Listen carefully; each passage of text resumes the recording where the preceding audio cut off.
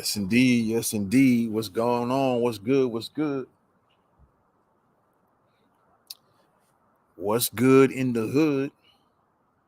I know the mic is sounding real nice right about now, so we're going to get right straight into it, man. All right?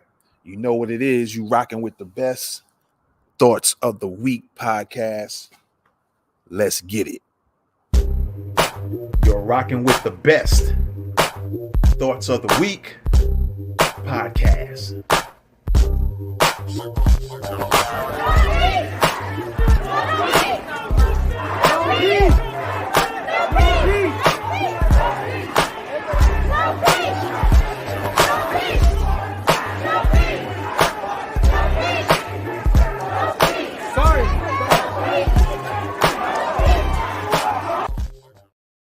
Yes, indeed. Yes, indeed. What's going on, everybody? Welcome back to Thoughts of the Week podcast.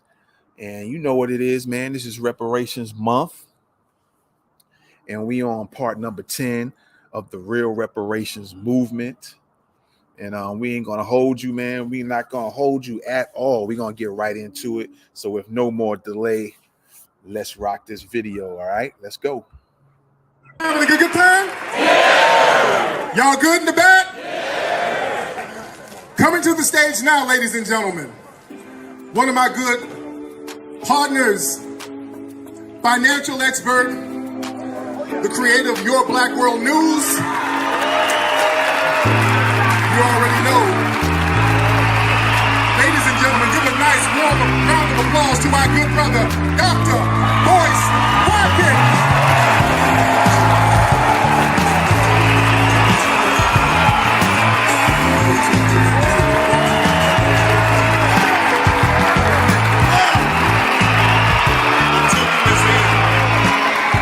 What's up, everybody? B1? B1? B1? B1? B1? Right on. Okay. Let's start with the obvious. Has anybody noticed how many black men are now on the apology tour? Apologizing for tweeting, apologizing for who their friends are. Poor Kyrie Irving, you got some others out there that are apologizing, and it's kind of sad, right? I don't know about you guys, but I'm kind of sick of it. You should be apologizing to people who should be apologizing to you. Not at all. Now, I was thinking about this. I had some interesting conversations when we had the All Black National Convention on Friday night. I got a call from a brother named Kanye West, and we talked for a while, and I was kind of dissecting what's happening to him. We were sort of breaking down, and I think he was listening. I was explaining, look, this is what you're dealing with. This is not a matter of right or wrong. When you talk about something like reparations, this ain't a matter of right or wrong. In fact, everybody raise your hand if you know that we deserve reparations. Like, this is not, this ain't calculus. It's not something we have to prove. Dr. Claude Anderson wrote a book called Black Labor, White Wealth that explains why we deserve reparations. So when Ye and I were talking, because his name is Ye now or something, rappers, they change their names and stuff. I said, this ain't about like whether you're right or wrong. This ain't about whether those people should be doing what they're doing to you. This is a power game. Yes, it is. And when you play the game of power, right and wrong goes out the window. That's right. True or false goes out the window. The whole pandemic, we had people telling us what was true when we had other people who said that's false. And they were muted. Because you're playing a game of power. So at the end of the day, just to finish the part about Ye, celebrities are not important, but I want to make this point. I said basically what they're doing is they have put an economic embargo on you. They have declared economic warfare against you. That's right. They're doing to you pretty much what they tried to do to every black man, woman, and child for the last 400 years. So the same way Kanye or Kyrie or whoever the celebrity is can't do what they want to do because of the economic consequences, a lot of us feel the same thing because we get up and we go to work every day working for people who don't like us very much. This is a common thing. So let's get back to that word power. Power is defined in the book Powernomics as the ability to pursue your agenda despite the opposition of others. Say that. Power is not the ability to do what you want if white people will allow it. Power is not the ability to do what you want if everybody helps you. Power doesn't mean that you have allies that are going to get you there. Power is the ability to pursue your agenda despite the opposition of others. Say that. So we are going to run into other groups that are going to attempt to use their power to mute the truth and keep you from getting what you want. So I talked to Tariq backstage. I said, tell me about the resistance that you're getting for this rally, because I know they're going to resist you. I know they're going to fight you. He said, yeah, there's been a lot of pushback. I said, absolutely. That's because you're doing something effective.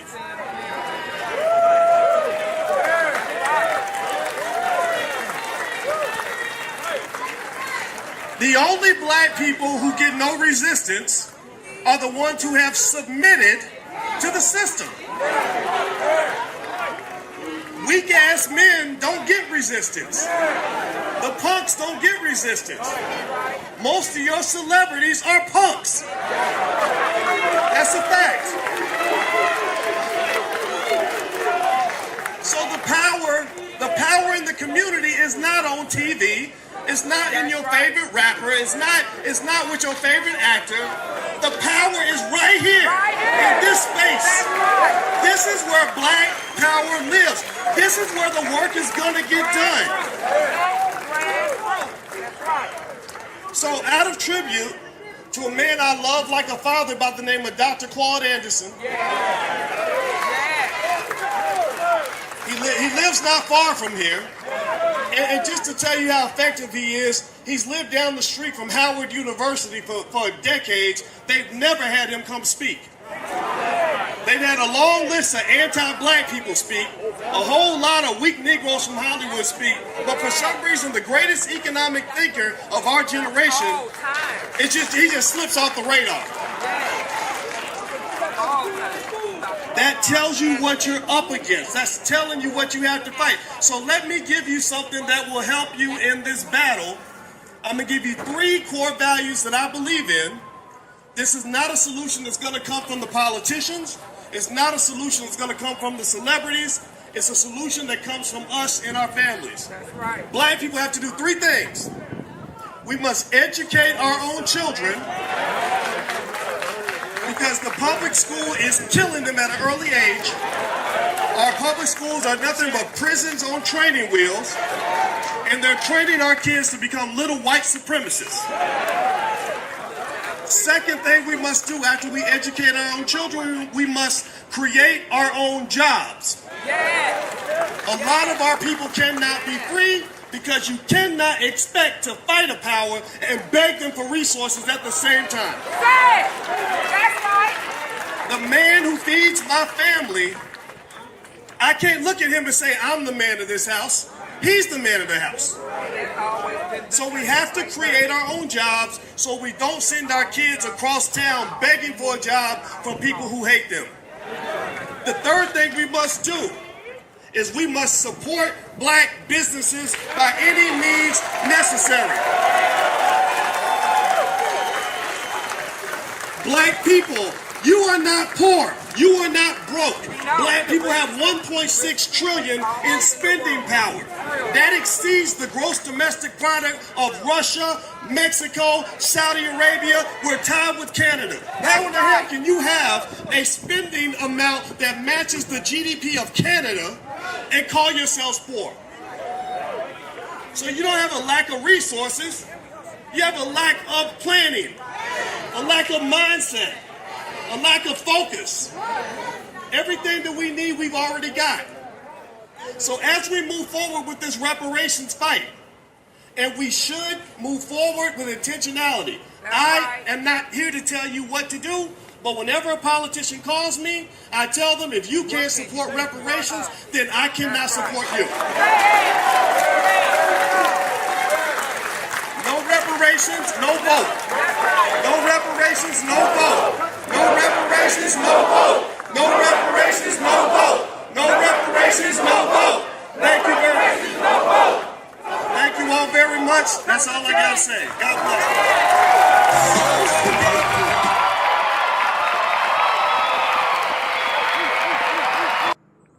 All right, man.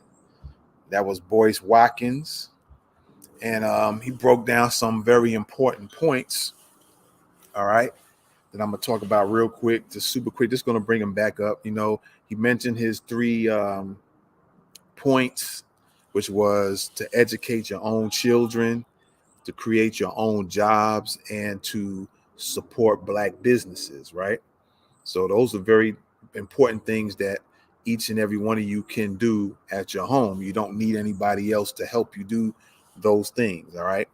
Educate your children, create your own jobs, and support Black businesses. So not everybody is equipped or interested in creating their own jobs, but for those Black Americans that create their own jobs, there's other Black Americans that can support, which was the third one, they can support those Black businesses, all right? And these Black Americans that create the jobs can hire more Black people, okay? Also was mentioned, he talked about the our spending power, our GDP is above Russia, Mexico, Saudi Arabia, and it actually matches Canada. You know, all Black Americans' money put together matches the gross domestic product of Canada. All right. That's how much financial power we really have. And people don't realize that and don't put that in context. Right. He also spoke about the celebrity punks that don't stand up and, you know, say what they got to say and mean what they say. And a lot of them, because they'll lose those $1 million gigs that they are having, you know, celebrities, sports, actors, entertainment, so on and so forth. So they're not willing to give that up. All right. Also, he talked about the power game, and it's all about power, right? The power, which is the economic power, and to be able to move without having anybody's permission or anybody's backing to move when it's time to move. That's the real power game, right? He also mentioned Dr. Claude Anderson, how he's a very powerful economic thinker, and nobody ever bothers to invite him to any of these economic talks on mainstream news and stuff like that, right? So that was also brought up as well. So yeah, man, very powerful stuff, man, by Boyce Watkins. You guys let us know what you think, man. And with that being said, we're gonna come up to part 11 coming up, man. So y'all know what it is. You rocking with the best thoughts of the week podcast. We out. Peace. You're rocking with the best thoughts of the week podcast.